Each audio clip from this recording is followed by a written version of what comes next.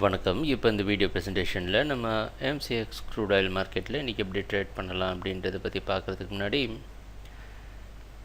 நேற்று மார்க்கெட்டில் என்ன நடந்தது நம்ம என்ன எதிர்பார்த்தோம் அப்படின்றத பற்றி பார்க்கலாம். நீங்கள் பார்த்துருக்குது க்ரூட் ஆயிலோட 7 நிமிஷம் கேண்டில் ஸ்டிக் சார்ட். இந்த கேண்டில் ஸ்டிக் தான் இது மார்க்கெட்டோட ப்ரைஸ் ஓப்பனிங் 4660 பக்கமாக ஓப்பன் ஆகிருக்கு க்ரூட் ஆயில் மார்க்கெட். நம்ம என்ன எதிர்பார்த்தோம் அப்படின்னா மார்க்கெட் பையிங்க்கு சாதகமாக இருக்கும்னு நினச்சோம். ப்ரைஸ் ஓப்பன் ஆனதுலேருந்து மார்க்கெட் 4735 வரைக்கும் போயிட்டு அதுக்கப்புறமா புதிய லோ க்ரியேட் பண்ணியிருக்கு. 4460 எங்கே ஓப்பன் ஆகிருக்கோ அங்கேயே க்ளோஸ் ஆகிருக்கு.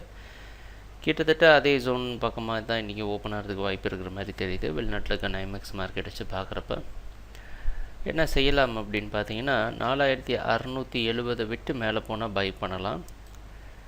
அப்படி இல்லை அப்படின்னா வெயிட் பண்ணி 620 610 இந்த ஜோன் வர வரைக்கும் பை பண்ணிவிட்டு 4590 ஸ்டாப் லாஸ் வச்சு ட்ரேட் பண்ணலாம். இந்த ரெண்டு வாய்ப்பையும் நம்ம எப்படி ரியாக்ட் ஆகுது அப்படின்னு பார்க்கணும்.